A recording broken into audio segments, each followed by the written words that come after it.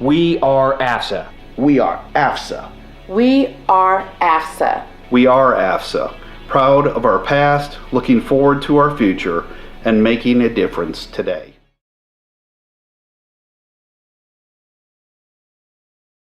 I'm Chief Master Sergeant Phillip Easton. I'm the USAFE-AFAFRICA Command Chief. Been in position coming right up on 9 months here on the 27th of the month. I've been in the Air Force for a little over 27 years. I came in as an aircraft maintainer. I worked KC-135s, AWACS, and C-17s. Also did a 5-year stint as a basic military training instructor, which was probably the highlight of my career. I was also an NCO Academy Commandant at Kadena, Mission Support Group Superintendent at Kadena as well, and this is my 4th Command Chief job. First job as a Command Chief was at Malmstrom Air Force Base in Montana, and then I was selected to be the 86th Airlift Wing Command Chief here at Ramstein. I was blessed to be selected as the 3rd Air Force Command Chief after that, and then General Walters selected me late last year to be the Command Chief here of USAFE-AFAFRICA. So I've loved being an aircraft maintainer, but where my real passion is for the deliberate development of our airmen. And I really learned that passion when I became a basic training instructor. I didn't know what I was getting into, but I know I love to teach. I love helping others, but the 5 years being a basic training instructor, I really developed a passion for the mentor molding and developing of our airmen. And having it at the ground roots level and the first step out the door for our airmen really inspired me. And I was able to actually regain that passion from a job standpoint when I volunteered and was selected to be the Commandant of Kadena for their NCO Academy. And that continued development of our NCO Corps really drove me and really gave me the passion to continue with that in the Command Chief world, because that's what my job is each and every day. I mean, obviously we don't deal a whole lot in operations, even though we obviously know what's going on and impact that to a degree. But the development of our airmen, their health, morale, and welfare, making things better for our airmen, and more importantly, removing those roadblocks that can be done with a phone call from either another chief at a squadron group, wing level, or even numbered Air Force or MAJCOM level really inspires me in just making sure that our airmen are taken care of.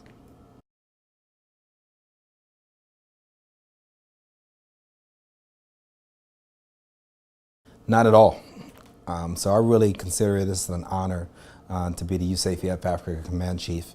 You know, my career has taken me several different directions, and there's actually been decisions that I've made that I thought would prevent me from even having the opportunity to be a numbered Air Force or a MAJCOM Command Chief, because, you know, I've had the mindset of just follow where your passion is, right? Never follow a job. And that's, you know, the advice I would have for everyone is that the whole time that I was growing up, you know, especially from a Master Sergeant on, you know, I did whatever I could do to have the best airmen, both functionally and professionally, that I was responsible for. You know, I tell everybody, control what you can control.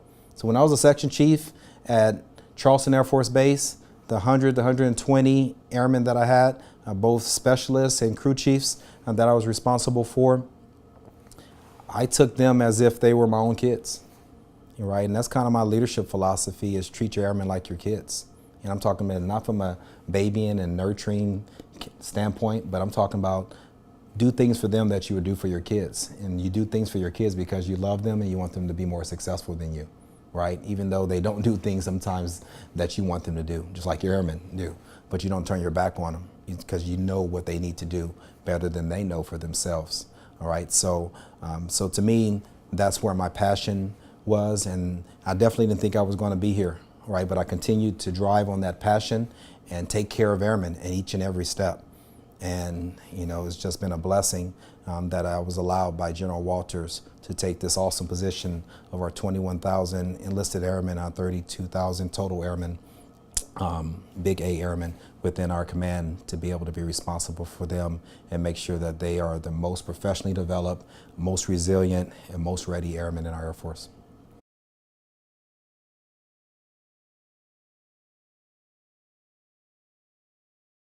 Well, I spent a lot of my time on the road.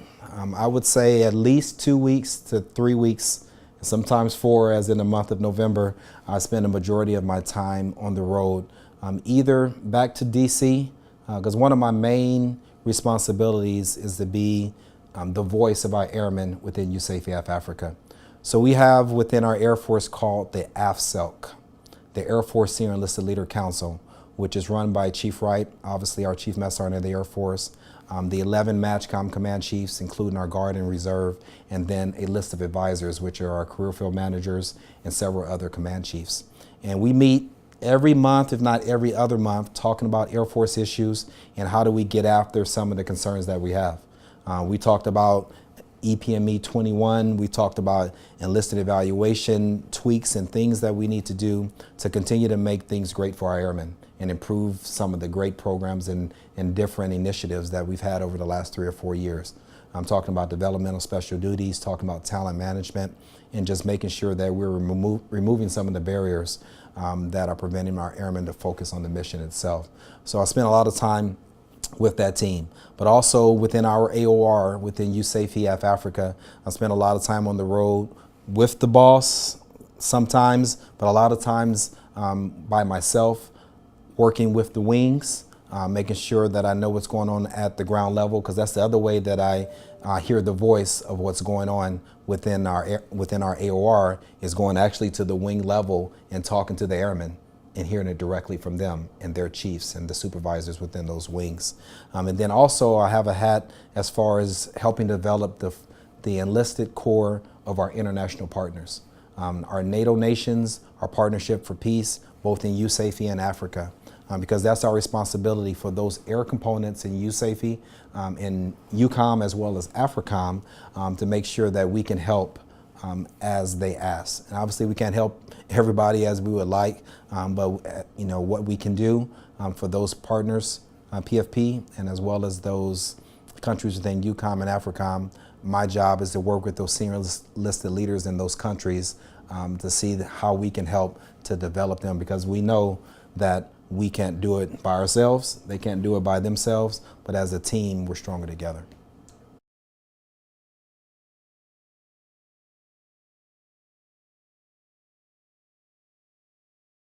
No, it's a great question, because that goes exactly what I was talking about. One of the 4 buckets we've really been dealing with as the AFSA is talent management.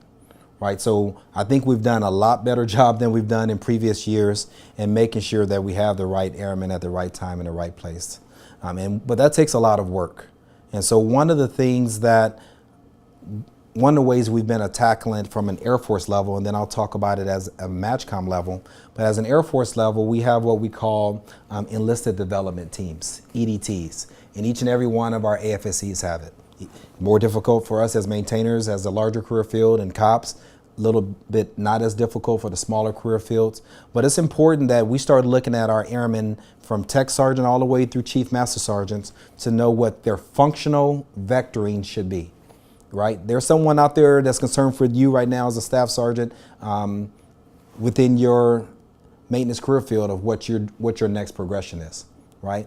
But when you become a tech sergeant and definitely a master sergeant and above, there's individuals at higher levels all the way through to career field managers that are looking at our tech sergeants all the way through chiefs to see what's their next logical functional vector.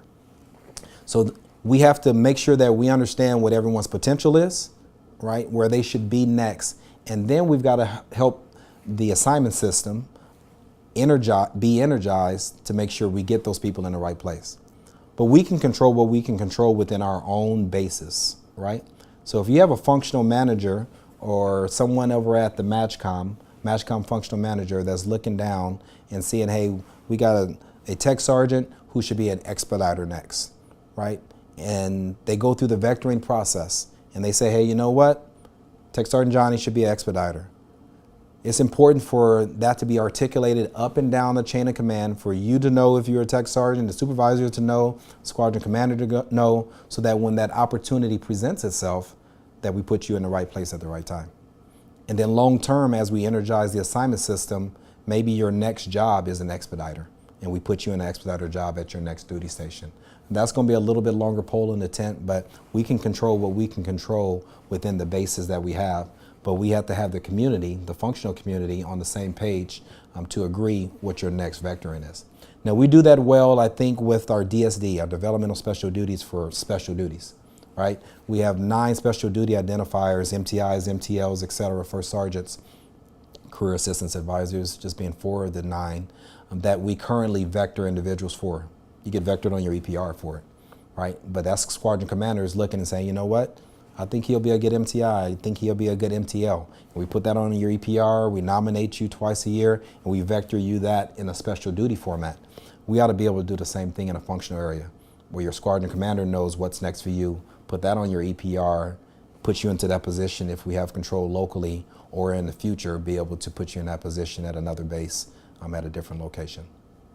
So some of the initiatives that we're doing to make sure that our airmen are well trained and well professionally developed within USAFE-AFAFRICA is that we want to make sure that our squadron superintendents within USAFE-AFAFRICA have the tools that they need to be successful.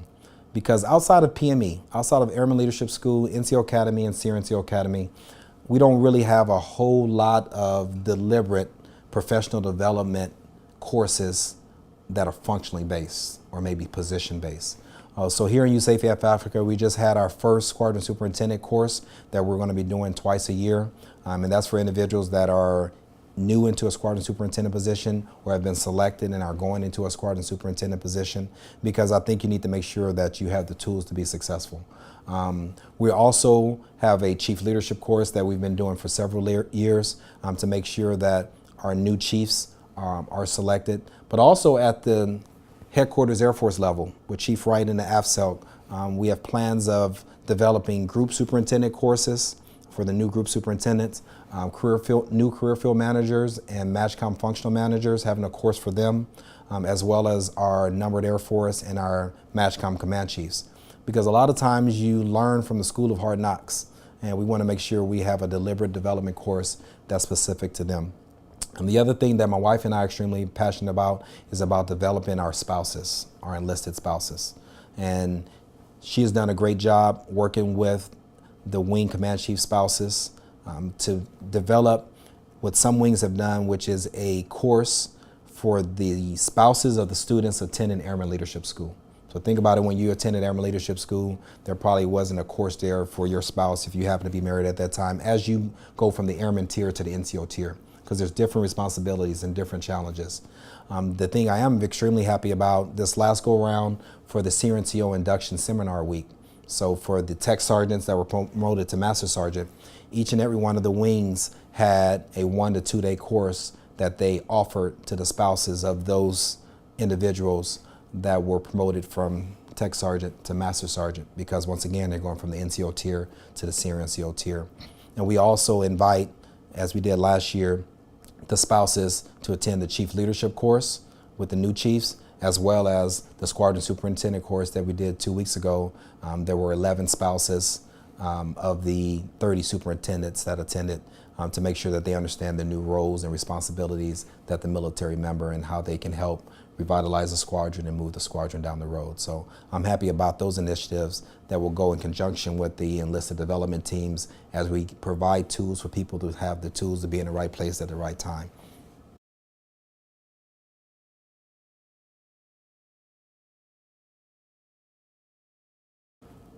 I struggled the first 9 years of my Air Force career, and I called it floundering. I didn't have a good supervisor, but also I wasn't doing my part either to make sure I knew what I needed to do to be the best airman. I thought I knew. I didn't do any reading, didn't do any researching, didn't know what the Brown Book was. I thought that it was all about, and it's extremely important, so please don't get me wrong with this, about being the best functional airman that I can be. So I took all my time and effort, knocked out my CDCs as quick as possible, knocked out my 5 level as quick as possible. But there's more to the Air Force than just that. That's the most important thing. But the whole airman concept is very important as well. I didn't go to school for the first 11 years at Air Force. And I'm not even sure that I did anything in the basing community to help out anybody else other than myself those first 9 years either. But the person that made a difference to me, and I talk a lot about the power of one, right? I'll talk about him a lot. His name is Master Sergeant Ralph Perez. He was my first supervisor. I mean, there was a bunch of people that signed my EPRs, but they weren't supervising. They weren't leading and guiding. He was the first person that sat me down and told me what I needed to do. I wish I would have known that as Airman Basic all the way through Staff Sergeant Easton. There was more to the Air Force to it. And to be a whole airman and make sure that you're contributing and doing your part, I wish I would have known that earlier. I also wish I would have known what my purpose was other than just turning wrenches and being an aircraft maintenance mechanic, a communication navigation specialist. There's more to it than just that. So I wish I would have known more about the Air Force, more of what it meant to be an airman, knew what my purpose was, and that's why I challenge our supervisors. Our supervisors should take it as a challenge to make sure that they are deliberately sitting their airmen down so that they understand their purpose, make sure that they are developing them, make sure that they tell their airmen exactly what they need to do to be successful in our Air Force. I think I would be more successful than I am now, potentially just from a leadership standpoint and a knowledge standpoint, if I would have known those things earlier. But it's not all on my supervisor, that's on me too. I should have been hungry enough to go out there and get the information or ask the questions and not just depend on my supervisor. But there's a supervisory piece to that too, but I hold myself equally accountable.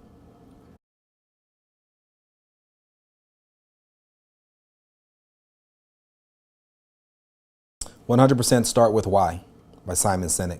And it goes back into purpose. That book is all about knowing what your purpose is. Because I think there's a direct link between purpose, inspiring, and commitment. I think if you know what your what your purpose is, and we sit our airmen down and articulate what their purpose is, not just an aircraft maintainer, but why are you doing what you're doing? What impact do you have on the squadron, the group, the wing, the MAJCOM, the COCOM in our situation?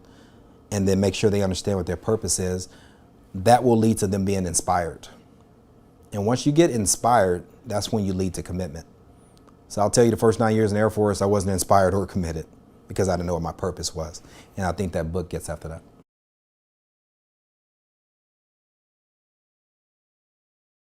So I have a personal quote that I talk a lot about, especially in the positions that we're in. My quote is that we're not special people, but we're in special positions. And what that really talks to is humility. We've got to be humble, approachable, and credible, but more importantly, you've got to stay humble regardless of what your job is. I'm just blessed to be the Command Chief of USAFE-AFAFRICA. Doesn't make me a special person. That just means I'm in a special position, we're in a special rank.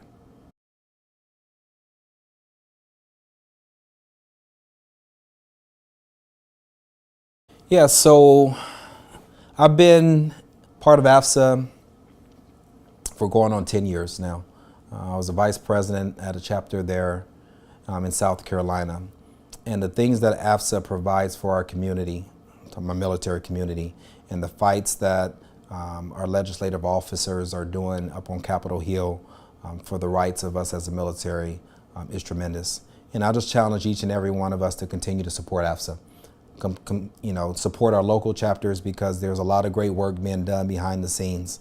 And you talk about a lot of the military benefits that we still have and that we will continue to have in the future is because of great organizations like AFSA and the great things that they're doing for us.